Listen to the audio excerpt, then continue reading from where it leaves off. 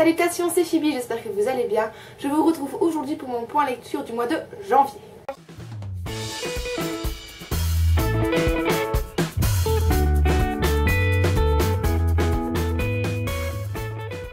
Je vais donc vous parler dans cette vidéo des lectures qui m'ont accompagnée durant tout le mois dernier, puisqu'on est le 1er février. Et comme il y en a un certain nombre, je vais vous présenter donc 4 livres et 3 mangas. Je vais vous présenter un petit menu, ce qui vous permettra de cliquer sur le livre ou les livres qui vous intéressent. Et comme d'habitude, je mets la petite mention passer au livre suivant si jamais le livre dont je parle actuellement ne vous intéresse pas. Donc je vais d'abord commencer cette vidéo en vous parlant des 3 tomes de la sélection écrit par Kirakas. Tome 1, la sélection, tome 2, l'élite et tome 3, l'élu. Tous les 3 édités chez Robert Laffont dans la collection R. Ensuite, je vais vous parler enfin des fleurs pour Algernon écrit par Daniel Keyes aux éditions J'ai lu. En ce qui concerne les mangas, j'en ai lu donc 3. J'ai lu le tome 6 de Bright Stories réalisé par Kaoru Mori. J'ai lu le tome 1 de Democratia qui a été réalisé par Motoro Mase. Et enfin, j'ai lu le tome 7 de la saga Lady and Butler réalisé par Rei Izawa. Commençons donc avec la sélection. Globalement, c'est une série que j'ai vraiment bien appréciée. C'est un style plutôt jeunesse. Il est vraiment très adapté pour les jeunes qui ont, je dirais, entre 14 et 17 ans. Je pense que c'est une tranche d'âge qui pourrait vraiment bien aimer ce genre de lecture, en tout cas chez les filles. Je vais d'abord peut-être vous parler un peu du décor et de l'univers dans lequel évoluent les personnages, et principalement le personnage d'America, qu'on va suivre durant tout le récit. La sélection est donc un roman dystopique. Un roman dystopique, qu'est-ce que c'est? C'est souvent présenté comme le contraire de l'utopie, donc la dystopie et l'utopie sont souvent présentés comme des antonymes. Et il s'agit d'une histoire dans laquelle évoluent des personnages où ils ne pourront jamais atteindre le bonheur, où ils ne pourront jamais réellement être heureux. En fait, c'est ça. Soit c'est présenté comme ça, soit c'est présenté de la façon où l'utopie peut virer aussi au cauchemar. Donc ce serait une manière de l'auteur de mettre en garde contre certaines dérives ou contre certains systèmes de pensée qu'on pourrait aujourd'hui admirer et qui pourraient aller suffisamment loin que pour montrer que ça ne se passe pas forcément toujours bien. Donc ici, on va retrouver America qui évolue dans un univers qui se déroule après la défaite des USA contre la Chine nouvelle. Enfin, il y a tout un système, un background politique qui a eu lieu juste avant. L'Amérique est tombée, n'existe plus, et le royaume d'Iléa a pris position sur les ruines des anciens États-Unis. Et c'est le système de caste qui prévaut à présent. Donc on est revenu à un système de caste. Tout au-dessus de la pyramide, on a la famille royale, et puis plus on descend, plus on arrive à des castes qui sont les plus pauvres, les moins prestigieuses, et on en a 8 en tout, en sachant que la caste numéro 8 n'est pas vraiment une caste, puisque ce sont tous ceux qui sont déclassés de la société, tous ceux qui sont des parias. Dans cette société, on va retrouver le personnage d'America. L'histoire de base est celle du prince Maxon d'Iléa qui arrive en âge de se marier. Et il est de tradition que les princes dans ce royaume-là épousent des filles qui sont issues des castes, c'est ça le principe, donc des filles issues du peuple, alors que les princesses sont plutôt destinées à faire des alliances avec les princes étrangers pour nouer des relations entre les différentes nations. Ici, pour trouver la future reine, on va organiser ce qu'on appelle la sélection, durant laquelle en fait des milliers de jeunes filles dans tout le royaume peuvent poster leur candidature. Il y a une espèce de bureau qui est organisé pour ça. Elles doivent remplir une fiche avec la candidature, leurs aptitudes, etc. Et au terme d'un tirage au sort, ça se passe pas réellement comme un tirage au sort, on n'est quand même pas complètement stupide non plus. Les filles sont sélectionnées sur toute une base de critères en fait. Et il y en a, je crois, une petite trentaine qui sont retenues. Donc au terme de la compétition, de la sélection, il y a une des 30 jeunes filles qui deviendra donc l'épouse de Maxon et donc reine au terme des événements. America est la jeune fille qu'on va suivre durant tout ce périple en fait. Et elle fait partie de la caste numéro 5 qui est la caste des artistes. Elle est musicienne, elle est chanteuse et elle se produit en fait dans des événements où ce sont plutôt des castes supérieures comme la 2 et la 3 qui font appel à ses services pour qu'elles se fassent de l'argent et pour qu'eux puissent être divertis durant leur soirée. On va suivre ce personnage-là alors qu'au début, on nous fait clairement comprendre, donc l'histoire commence ainsi, on nous fait clairement comprendre qu'elle est amoureuse d'Aspen, qui est un garçon de sa province, et qui lui est d'une caste inférieure à la sienne, donc elle s'est préparée pendant 2 ans, je crois, à être déclassée. Donc quand une femme épouse un homme, c'est la caste de l'homme qui l'emporte sur celle de la femme. Donc si l'homme est d'une caste supérieure, la femme devient par exemple, si Aspen avait été un 4, elle serait devenue une 4. Mais comme Aspen est un 6, elle va devenir une 6. Et elle se prépare depuis déjà quelques mois à accepter l'idée de devenir une 6, puisque tout ce qui l'importe c'est son amour pour Aspen et rien d'autre ne compte. Mais vu les apports financiers non négligeables qui sont proposés aux filles qui participent à la sélection, elle va quand même accepter de poser sa candidature, puisqu'elle fait partie de ces personnes, des jeunes filles qui ont l'âge en fait de poser leur candidature, et les revenus qu'elle gagne sont directement rétribués à sa famille, puisqu'elle vit toujours chez ses parents et elle a des petits frères et des petites sœurs. Donc elle se sent assez responsable d'eux et elle va accepter de participer à la sélection. Peut-être qu'elle en sortira et que sa famille pourra toucher un petit pactole et de l'argent entre temps, même si elle sait que Maxon ne l'intéresse pas du tout. Et ce qui devait arriver arriva, elle est retenue et dorénavant elle va rejoindre la petite trentaine d'autres sélectionnés pour aller vivre au palais. Et donc elle est séparée de Aspen, il va se passer un truc même avant qu'il ne parte. Il va se passer quelque chose dont je ne vais pas vous parler si vous n'avez pas lu l'histoire. Mais il s'avère que du coup, elle doit quitter sa province pour aller vivre au palais, se plier à toutes les règles du palais, avoir des règles de bonne conduite, etc. Et donc voilà commence l'histoire entre America et Maxon qui vont faire connaissance. Il va se passer des choses entre eux, vous en rendez bien compte, sinon il n'y aurait pas 3 bouquins. Et je trouve personnellement que le premier livre, jusqu'à à peu près la moitié, était assez long. Il y a des choses qui m'ont quand même fort dérangée, dans le sens où moi j'ai vu beaucoup de liens entre Katniss d'Hunger Games et America de la sélection. Et je voyais ça, et plus je me disais qu'elles se ressemblaient, plus je voyais des ressemblances qui me sautaient aux yeux. C'est un truc terrible. Je vais vous en citer quelques-unes parce que j'en ai relevé. Tout d'abord, elles sont toutes les deux des filles issues d'un milieu modeste. Bon, Katniss beaucoup plus modeste que America, indéniablement, mais elles sont issues d'un milieu plutôt modeste et elles sont en plus assez jolies. Elles sont toutes les deux tête brûlée, impétueuses, vraies. Elles ont un caractère qui est décrit au départ comme assez fort. Et c'est ce que j'aime généralement moi quand je lis des histoires et que ce sont des filles les protagonistes, parce qu'une fille complètement plate et soumise, ça ne m'intéresse pas du tout. Voilà. Elles sont toutes les deux symbolisées par un oiseau, une le gemme au cœur et l'autre le rossignol, en fonction, en rapport avec le fait qu'elles chantent quoi. Ça m'a aussi marqué. Elles ont aussi toutes les deux une relation particulière avec leur père, qui est quelqu'un d'assez important à leurs yeux.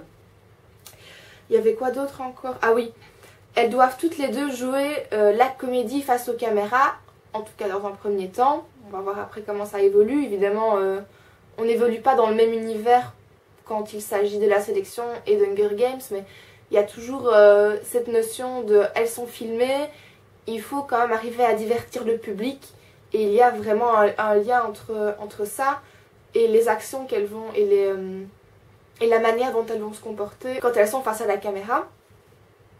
Voilà. Et ah oui. Et elles sont toutes les deux parties de chez elles en laissant un garçon qu'elles aiment et elles vont en rencontrer un autre. Donc voilà, je trouvais que la ressemblance, déjà à 50% du premier tome de la sélection, était quand même assez frappante. Et maintenant que j'ai terminé, je crois que je peux quand même dire que je préfère largement Katniss à America. Je vais vous expliquer pourquoi juste après.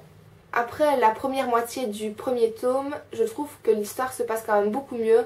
Elle devient plus politique, elle devient plus intéressante. Moi, ce que j'aime dans les dystopies, c'est aussi tout le contexte politique qu'il y a autour, tout ce qui est réflexion autour du système, puisque en règle générale, les personnages qui sont dans ce système veulent essayer de le changer. Ensuite, à chaque fois, comme dans Hunger Games, une fille issue d'un milieu modeste qui se trouve assez engagée, assez forte, assez sûre d'elle. Et elle trouve qu'il y a des injustices et elle trouve que ce serait bien qu'on les répare. C'est quand même bien d'avoir des informations sur la société dans laquelle ils évoluent. L'histoire s'emballe et les personnages deviennent un peu plus intéressants, on en apprend un peu plus sur eux. Mais je trouve que ce qui manque vraiment, et pas seulement dans le premier tome, mais dans tous les autres tomes aussi, c'est le point de vue des autres sélectionnés, quoi. On en apprend finalement assez peu sur les autres.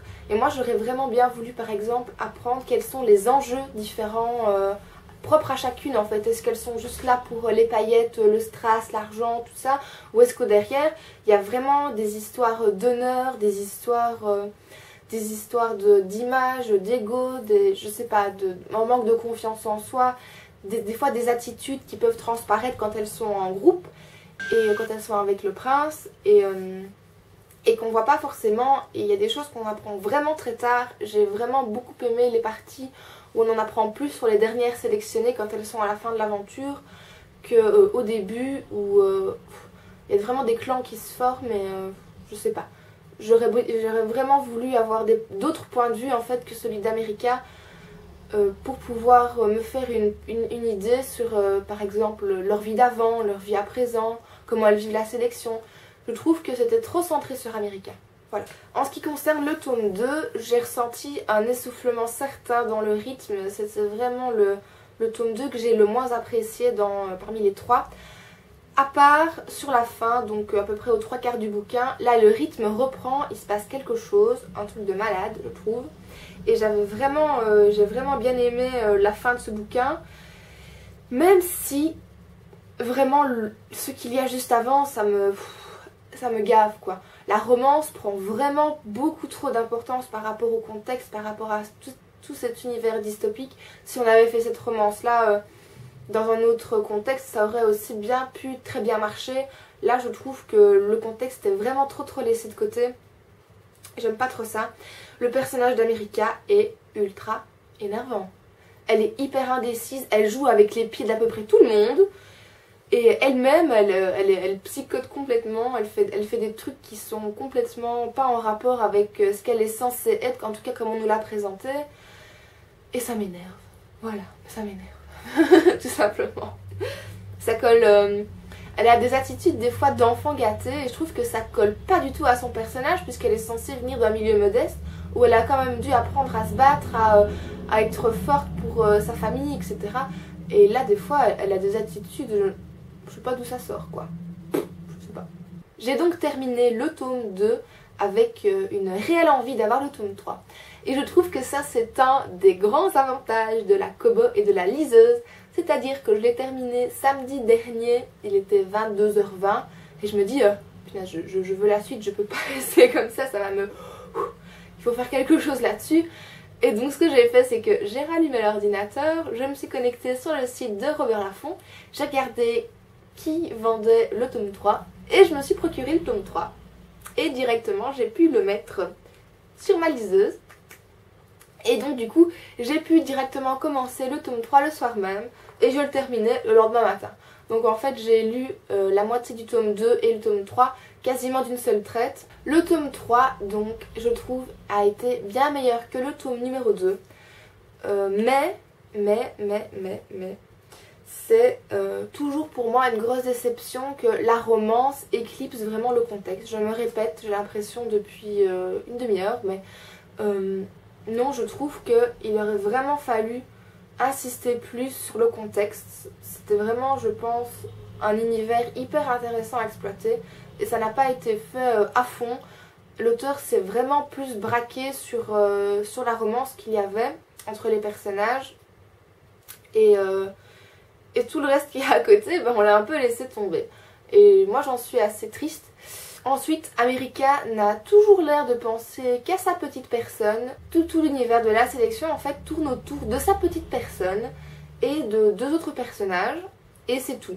Donc on manque encore vraiment d'une différence de point de vue. Je pense que ça aurait vraiment aidé à éviter cette lourdeur parce que autant j'ai vraiment passé un excellent moment avec ce troisième tome vu qu'on arrivait au dénouement de l'histoire. autant j'aurais vraiment voulu avoir d'autres avis. Maintenant c'est vrai qu'il y a des tomes en plus qui sont sortis avec l'opinion du prince, l'opinion d'Aspen, enfin bref il y a encore d'autres trucs, d'autres nouvelles qui viennent de sortir, ça m'intéresse pas trop. J'aurais voulu que ce soit vraiment intégré à l'histoire principale et que ce soit assez bien travaillé dès le départ. Voilà. En ce qui concerne la fin, j'avoue que j'ai bien aimé. J'ai vraiment beaucoup aimé la fin, les derniers rebondissements qu'on voit quand même venir à 3 km. Moi personnellement j'avais vu le truc venir à un certain, à un certain niveau. Mais j'ai quand même beaucoup aimé la fin, c'était vraiment très chouette. Mais je reste quand même sur ma fin à nouveau et je me demande, et après, qu'est-ce qui se passe? Comment est-ce qu'ils vont s'arranger? Qu'est-ce qu'il va y avoir? Enfin bref, j'aurais bien voulu avoir un peu plus d'infos dans l'épilogue que ce qu'il se passe en fait, tout simplement. Donc ce que j'aurais aimé en plus dans cette saga, que j'ai déjà bien aimé, franchement c'était, comme je le dis, un très bon moment que j'ai passé. J'aurais bien aimé deux choses. Un, avoir plus de points de vue différents, ça aurait permis de donner plus de corps aux personnages secondaires, plus d'importance, un peu plus d'esprit. Les personnages auraient été un peu mieux travaillés, en tout cas c'est le sentiment que j'en ai. Et puis vous vous en doutez, l'univers dystopique n'est pas assez mis en avant, tout tourne autour de la romance et ça ne me convient pas vraiment moi. Moi ce que je recherche dans mes lectures c'est pas tellement de la romance quand je commence une lecture dystopique, même si je savais qu'il y avait de la romance dans ce livre bien entendu, mais je pensais que ce serait quand même tourné aussi autour des autres particularités de la société en fait. On n'exploite pas assez tout ce qui est la société de caste, tout ce qui est des inégalités, enfin voilà. Voilà. Donc au final, je pense que c'est une très bonne saga qui convient vraiment beaucoup mieux aux jeunes que à des jeunes adultes comme moi. Je pense qu'entre 14 et 17 ans, c'est vraiment une bonne tape pour offrir cette saga. Je pense qu'elle pourra vraiment être bien appréciée, elle est hyper facile à lire, le style est très fluide, les événements s'enchaînent vraiment très bien, je trouve que c'était vraiment bien écrit. Et c'est donc hyper accessible pour cette tranche d'âge là, et même pour les plus âgés. Voilà. Tout au long du mois de janvier, j'ai lu Des fleurs pour Algernon, écrit par Daniel Keyes, en lecture commune avec Hortense du blog La Fée Gaffe. On a écrit chacune notre chronique par rapport à cette histoire, chacune sur le blog de l'autre, donc je vous laisse tous les liens en barre d'infos et je vous invite à aller les lire. Donc c'était le premier livre de ma book jar que je n'ai pas tiré, que j'ai choisi. Et donc à la fin de cette vidéo, je vais tirer au sort le prochain livre dans ma book jar que je devrais lire. L'histoire est celle de Charlie, un adulte qui est handicapé mental ou attardé mentalement en tout cas, qui va avoir l'opportunité d'essayer un traitement expérimental qui est censé le rendre plus intelligent. L'expérience a déjà réussi sur la petite souris qui s'appelle Algernon et les scientifiques qui proposent cette opération sont assez confiants sur les capacités de Charlie à être un bon élément pour leur sujet d'expérience. Et il va effectivement voir une amélioration dans son niveau de quotient intellectuel. Sa vie va être complètement bouleversée par tous ces changements qui vont s'opérer en lui. Mais il commence à s'inquiéter quand les facultés de la petite souris commencent à décliner et qu'elle commence à perdre la tête. C'est une très très belle découverte, lecture, expérience, appelez ça comme vous voulez. J'ai vraiment beaucoup aimé cette lecture. J'ai accroché au personnage, au style, à l'histoire. Le récit est hyper bien construit. On va en apprendre beaucoup parce que c'est Charlie lui-même qui va écrire ses comptes rendus à propos de ce qu'il ressent, ce qu'il pense, ce dont il se souvient, etc. Et donc on va vraiment voir son évolution dans son quotient intellectuel avec la façon dont il a d'écrire les mots, dont il a de s'exprimer, des sujets qu'il aborde, ce qu'il veut bien dire, ce qu'il ne veut pas dire. Enfin vraiment on va en apprendre beaucoup sur ce personnage que j'ai trouvé extrêmement attachant du début à la fin. Surtout au début où on voit que il est attardé mais il est quand même pas non plus complètement stupide. Il se fait peut-être des idées sur ce qu'est le monde et il va à un moment donné être déçu irrémédiablement. Ça ne m'étonne pas trop. Et c'est là-dedans que j'avais un peu réfléchi dans une de mes vidéos précédentes sur est-ce que ça vaut vraiment le coup de permettre à quelqu'un de vivre ce que nous, on considère comme une vie meilleure, une vie comme la nôtre en fait. avec nos préjugés, avec nos ressentis, avec nos idées, nos avis. Et donc, à la fin de ce livre, je pense que je peux affirmer que mon avis ne s'est que renforcé. Et malgré tout ce qu'a pu vivre Charlie, malgré les désillusions, malgré les espoirs, malgré tout ce qu'il a vécu, ça reste de l'expérience qui l'a fait grandir, qui l'a fait vivre. Et je trouve que c'est très important d'offrir aussi une dose d'espoir aux gens quand on peut se le permettre. Et ici, le quotient intellectuel grimpait en flèche, vraiment c'était impressionnant, mais la maturité émotionnelle ne suivait pas toujours. Et c'est vraiment ce qui va coincer avec Charlie, c'est toutes les relations qu'il va avoir avec différentes personnes, ses interactions avec le monde extérieur qui sont complètement changées. Et ça va vraiment aboutir à des situations particulières et problématiques parce que il va falloir qu'il se débrouille avec tout ça, quoi. Il est grand, il est tout seul et il n'arrive pas toujours à gérer ses émotions, il n'arrive pas toujours à gérer ses interactions et ses problèmes qui surgissent alors qu'avant ça ne serait jamais arrivé.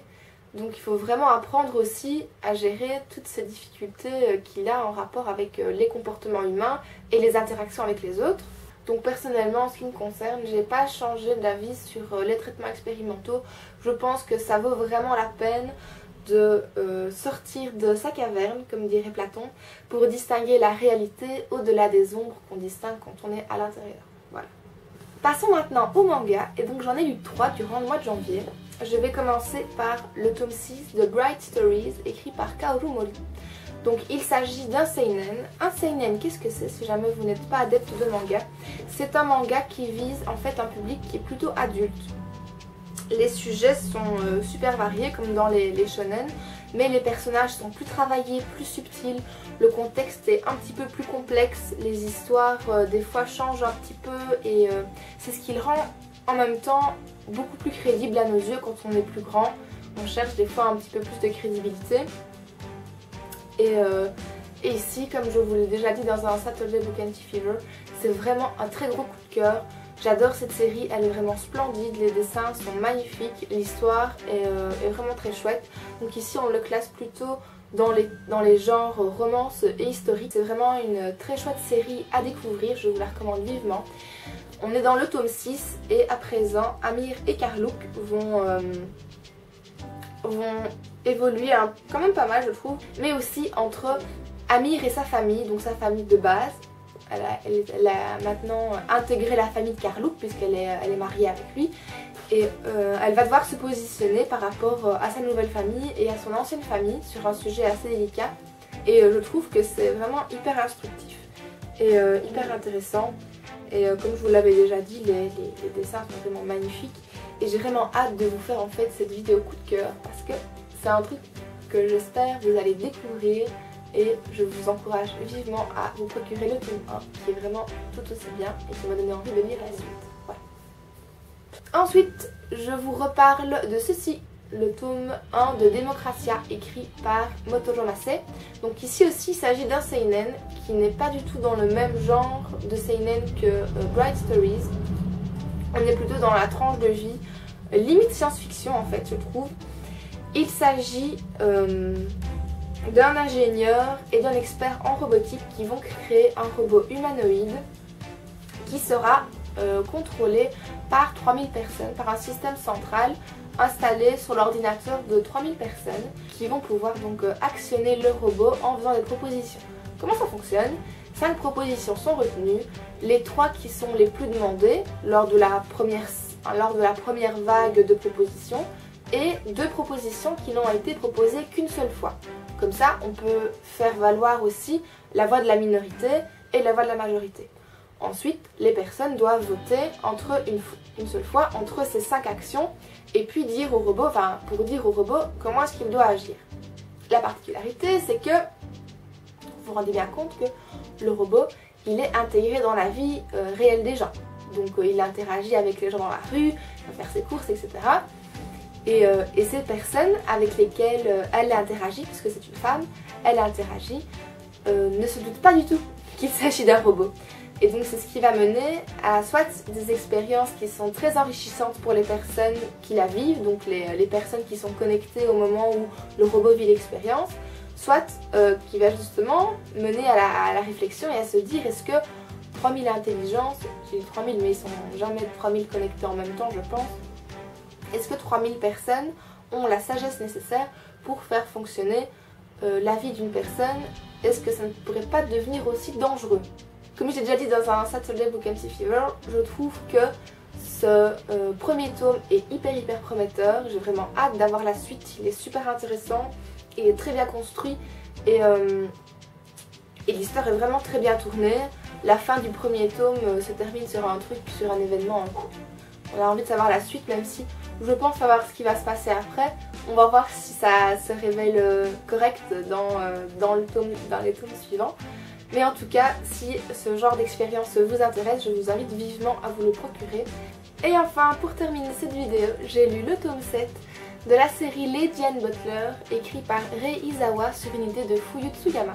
Ici, il ne s'agit pas du tout d'un seinen, mais plutôt d'un shoujo. Un shoujo, qu'est-ce que c'est? Shoujo veut dire, en japonais, jeune fille. Et donc, le public visé à travers ce type de manga est essentiellement féminin et plutôt jeune. Les sujets qui sont abordés dans ce genre de manga peuvent être hyper variés. Le sport, l'école, la vie de tous les jours, la famille, je sais pas moi, tout ce qu'on trouve en fait dans la vie des adolescentes. Mais il y aura toujours en toile de fond une histoire d'amour. Les accents ici sont mis dans les graphismes, les accents sont souvent mis sur les traits qui sont plutôt fins, plutôt bien travaillés. Et les graphismes sont particulièrement esthétiques. Voilà. Revenons à nos moutons avec donc ce tome 7 de Lady Anne Butler. Lady Anne Butler, ça raconte l'histoire de quoi? C'est l'histoire donc de Ryo Imura, qui est une jeune fille de 17 ans qui intègre un lycée dans lequel on retrouve principalement des gens issus de bonnes familles. Voilà. Donc c'est une académie qui s'appelle l'Académie Soseikan. Et on retrouve donc cette jeune fille qui évolue dans un nouveau lycée. Les cours qui sont donnés sont un peu particuliers puisqu'on a deux types de classes. La classe B pour Butler, donc les majordomes, et la classe L pour Lords and Ladies qui sont destinés aux enfants qui sont issus de familles assez aisées et qui doivent après intégrer la haute société. C'est là qu'on va faire leur éducation. Et la classe B en fait est assez particulière dans le sens où c'est là qu'on retrouve les élèves qui ont le plus de mérite parce que en tant que majordome est un statut qui est hyper valorisé. C'est quelque chose qui est très prestigieux et donc c'est là qu'on va retrouver des élèves qui ont beaucoup de mérite et qui sont très travailleurs. La particularité aussi c'est que des majordomes peuvent déjà se lier avec des élèves de la classe L, donc devenir majordome attitré en fait de certains élèves de la classe L. La deuxième particularité, c'est que dans cette classe B, il n'y a que des garçons. Alors que dans la classe L, il peut y avoir des garçons et des filles. Donc Ryo va arriver dans ce nouveau lycée et elle va se rapprocher, après avoir fait la connaissance, de Akuo Kanzawa, qui fait partie d'une des plus riches familles et des plus prestigieuses familles de la région, qui est vraiment très riche et très importante et très influente. Et il s'avère que lui, en étant héritier, il a d'office un rang au-dessus de tout le monde. Et pourtant, il va pas du tout accepter ce don de famille, je vais dire ça comme ça. Il accepte pas du tout le fait que, juste parce qu'il est né dans une bonne famille, dans cette prestigieuse famille, il a le droit d'avoir tout ce dont il peut bénéficier. Et il a intégré, lui, par choix, la classe B pour devenir majordome et refuser en fait tous les privilèges qui sont dus à son rang. Il veut prouver qu'il a du mérite et il travaille vraiment beaucoup pour y parvenir, en étant lui-même pourtant servi par deux autres de ses amis qui sont Iori et Hayato, qui le suivent depuis qu'il est tout petit. Donc la famille a largement les moyens de se payer des petits serviteurs, je vais dire ça comme ça, depuis qu'il est tout petit. Et donc il est suivi par Iori et Hayato qui veulent lui faire plaisir le plus possible et dont le rôle est vraiment de remplir et de combler toutes ses attentes. Donc voilà. Chaque tome en fait aborde un passage de la vie à l'école et on va en apprendre à chaque fois un peu plus sur l'histoire qui va forcément lier Ryo et Akuo. Et donc cette fois-ci, l'école organise une compétition sportive comme tous les ans et c'est la première fois que Rio va pouvoir y participer et voir en fait ce qui se passe là-bas. C'est un tome que j'ai bien aimé, donc toute la série, je vais dire ça comme ça. De manière générale, je trouve que c'est un manga qui est très frais, très léger, innocent, mignon, sympa, enfin tout ça quoi. C'est assez récurrent dans les shoujo, c'est pas du tout prise de tête et c'est aussi le type de manga où moi je trouve qu'on apprécie généralement tous les personnages quoi.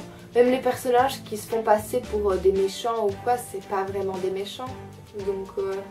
Donc voilà, moi j'apprécie tous les personnages, ça vide la tête, c'est une lecture très légère et je trouve que c'est plutôt pas mal. En plus de l'histoire principale, l'auteur nous fait des petits apartés en fait tout au long du bouquin. Et donc en fait elle fait des petits dessins où elle explique un petit peu sa vie, elle explique un petit peu, elle fait des hors-séries, elle fait des petits bonus, on va dire ça comme ça, qui sont disséminés dans l'histoire ou même juste après.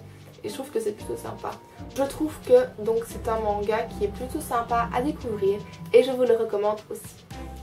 Et donc on arrive à la fin de la vidéo et au moment de la book jar, je vais piocher un petit papier pour savoir ce que je vais lire comme prochain livre dans les livres qu'il me reste à lire. Ce sera celui-ci et il s'agira de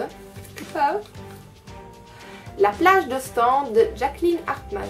Donc voilà, ce sera le prochain livre que je vous présenterai très probablement puisque je n'ai aucune lecture en cours. Voilà, c'est fini pour cette vidéo, j'espère qu'elle vous aura plu.